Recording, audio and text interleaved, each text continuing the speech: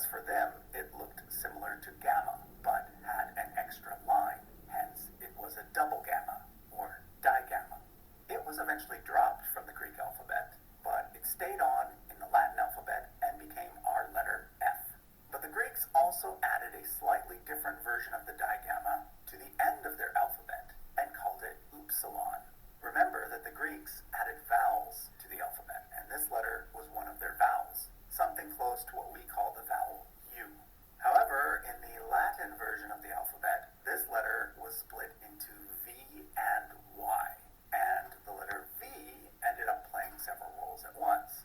Sometimes it was a vowel, like in Julius, but sometimes it was a consonant, like in the word valens, which means strong, although the Romans would have pronounced it closer to valens. Eventually, the letter came to look like our U, but it continued to do the work of both U and V, as well as sometimes W, all the way up until the invention of the printing press. At that point, it was split into U and V, and then eventually a W was added as well, which strange W, all the way up until the invention of the printing press.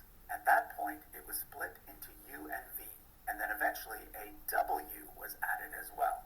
A W was added as well, which strangely actually often looks more like a double V. First of all, the alphabet. Any of you that have ever learned your ABCs are really learning something from the Romans. We didn't make up the alphabet. The English didn't make up the alphabet. The Romans made up the Latin alphabet. And this Latin alphabet is used throughout the world today. In fact, this map here shows us where the Latin alphabet is either the official script or a co-script. And then even in other countries like China, Japan, countries in the Middle East like Saudi Arabia and Israel, they still learn the Latin alphabet even if they don't use it officially. Think about scientific names. No matter what language you're writing in, you are writing in Latin. So even in Russia, where they don't use the Latin alphabet in their official correspondence, they still learn about it in schools. So the Romans have influenced us with their alphabet, which is part of the reason why we spell things so weird. Like, think about caution, T-I,